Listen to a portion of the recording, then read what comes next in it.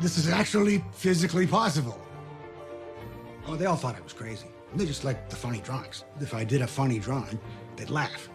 So then I thought, well, I'll make it even funnier. So I'd exaggerate it more and do crazier stuff with it. And I realized that's really the key to cartoons, is to make things so exaggerated, so caricatured, that people laugh. If you can make it funny, you win. You're popular.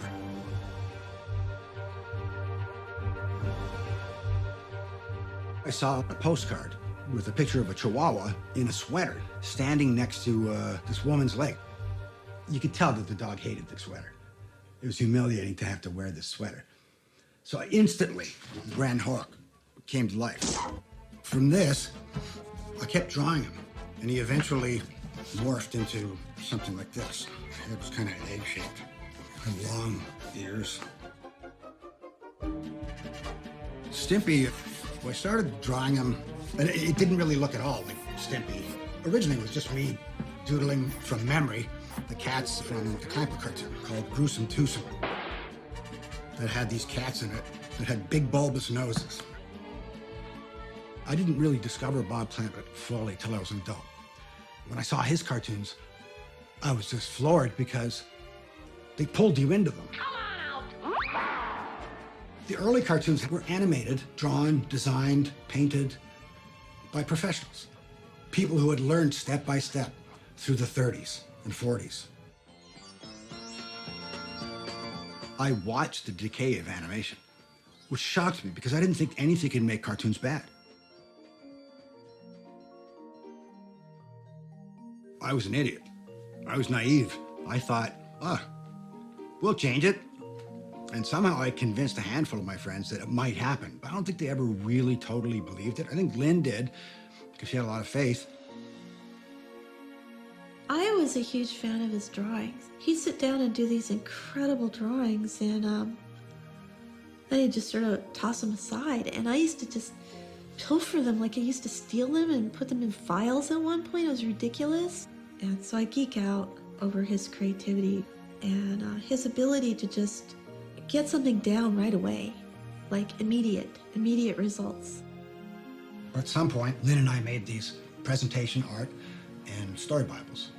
Somehow, I don't even know how I did it, I got meetings at each of the Saturday morning cartoon networks, which were NBC, CBS, ABC, and Fox was still fairly new, but they all had Saturday morning cartoons. So I went in there and pitched the cartoons. I had never seen anyone take me through a storyboard like John did.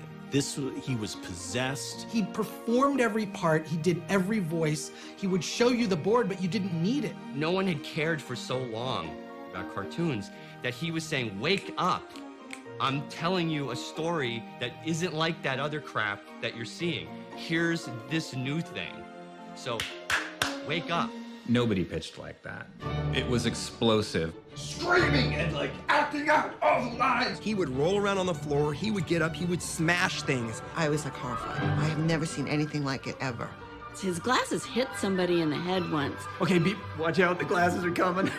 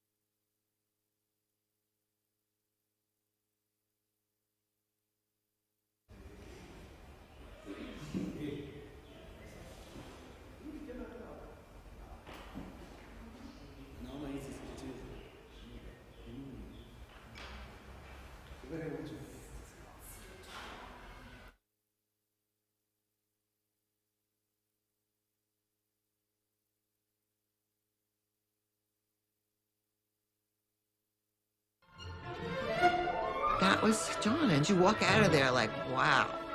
Like if I was an executive, how could you not? You'd have to. How do you not hire that guy to do that?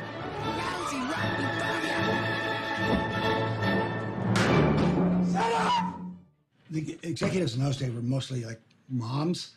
The cartoons were full of morals and dumb stuff, and they were completely bland. So all of a sudden, I come in with all these specific ideas and making fun of morals and things. Well, that didn't go over well. In fact, one of the networks had a security guard come and escort me outside. We read that Nickelodeon was looking for new Saturday morning cartoon ideas, but they didn't want to go to the big studios. They didn't want to go to Hanna-Barbera, Disney, or Warner Brothers, because they thought they would just get the same stuff that you see on Saturday morning cartoons, and they wanted something original and fresh. The first initial pitch with Vanessa went very differently than the same pitches I gave to all the Saturday morning cartoon networks. She didn't throw me out. He pitched me a project called Your Gang. One of the kids in the project had a dog and a cat called Ren and Stimpy. I didn't like any of the projects he pitched me, but I did like those characters. She just focused in on, who are these two characters here, this Ren and Stimpy? There was an emotional element to Ren and Stimpy that was unlike any other. I'd never seen anything like it.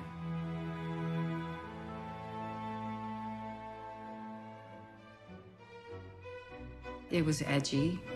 It was probably a little bit above our demographics, and Nickelodeon was afraid of it. They weren't going to do it. So I called Jerry Laybourne, and I begged her. I begged. She was hesitant, but I talked her into 6 episodes. My relationship with Vanessa right from the beginning was like this. We were 2 peas in a pod.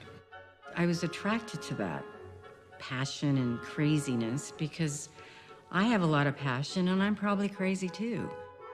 If Vanessa wasn't in charge of the new animation unit, this never would have happened. I don't think she analyzed anything. She just knew what she liked, which is extremely rare. It was just natural for her to do what she felt was right, which made her a perfect executive.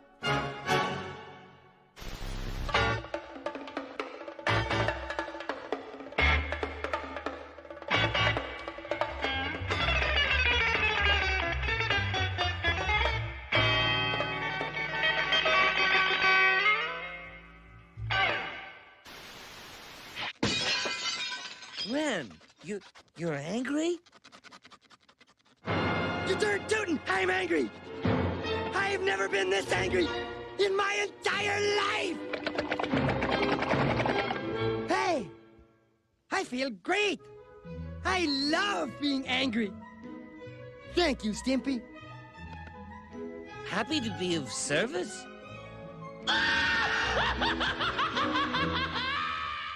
Ren is as dysfunctional a character as you can get. I'll challenge you to identify with this character because he's a complete ass.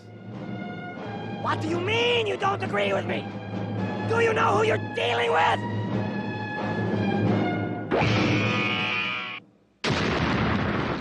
But somehow you love him.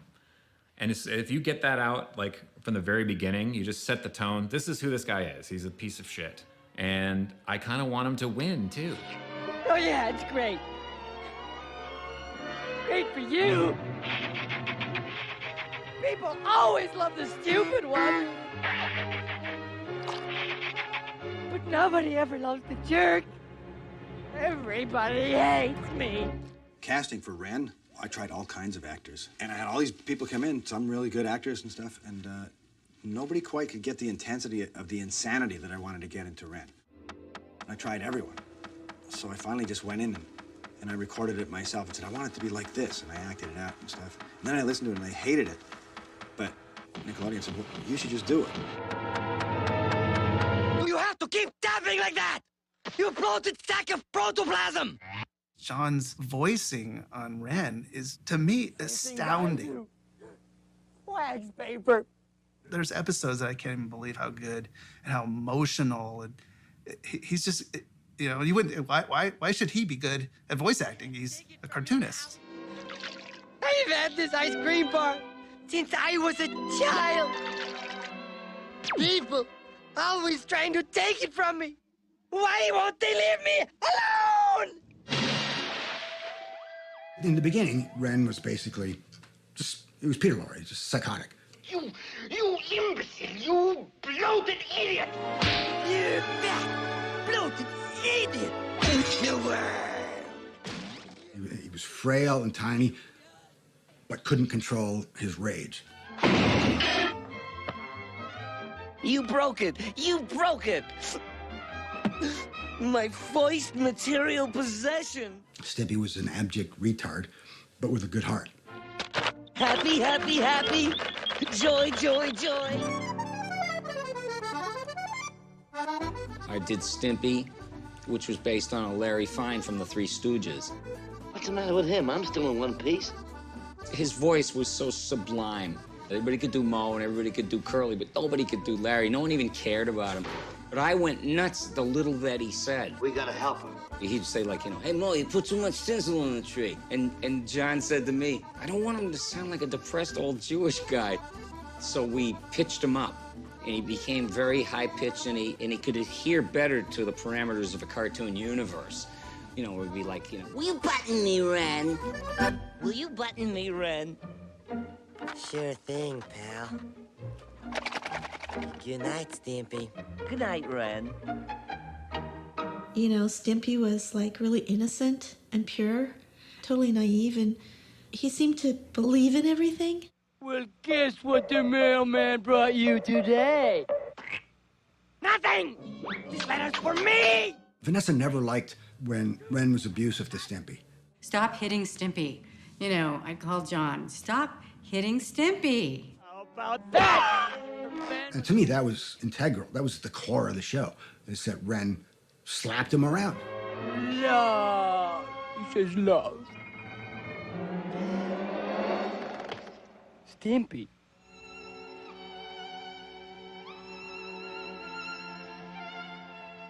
I would always have scenes where you'd feel sorry for Ren, even though he's the asshole.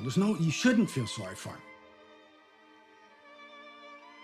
Oh, Stimpy. I'm so ashamed. I didn't know that would translate into heart. I didn't set out to do heart. In fact, I was physiologically opposed to it. And Vanessa loved that part. I think any great story brings out some emotional component. Ren and Stimpy's particularly was funny and emotional. It was emotionally compelling, usually because of Stimpy. There, Ren. There. Stimpy loved Ren. No matter how much he was abused or treated badly, Stimpy loved Ren. They're just as real and as fucked up and as messed up as normal people. And they have real problems and insecurities, and they drive each other crazy all the time, but they're absolutely inseparable because they need each other. Bill? Buddy? It's their relationship. You have this person who's really angry at the world, upset, should be like this or like that. He thinks he's a genius, maybe he's not. And then you have this really sweet other person who's sometimes an enabler. Stupid!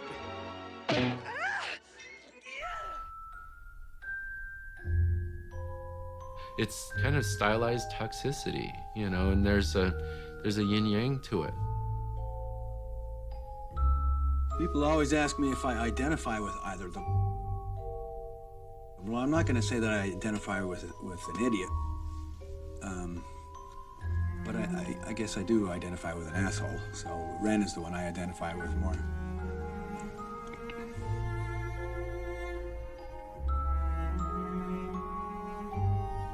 John's clearly Ren, and Stimpy was Lynn. Never angry, just always heart first, feeling first. For me, in the beginning, Ren and Stimpy was a mom and pop shop. It was John and Lynn, and, you know, everyone else was support for that, you know, because they'd been together for 13 years or so. And she could draw just as well as he could.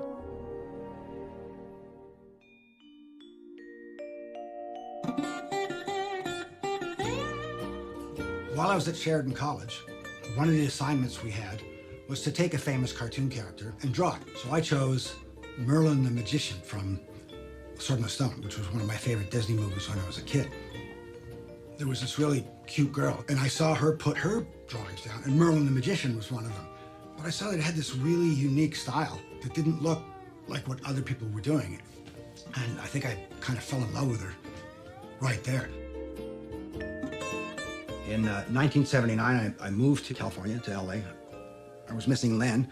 I said, why don't you come down here, Len? Sneak across the border like I did. I told her how. I hope I don't go to jail for this. Luckily, I'm a citizen now.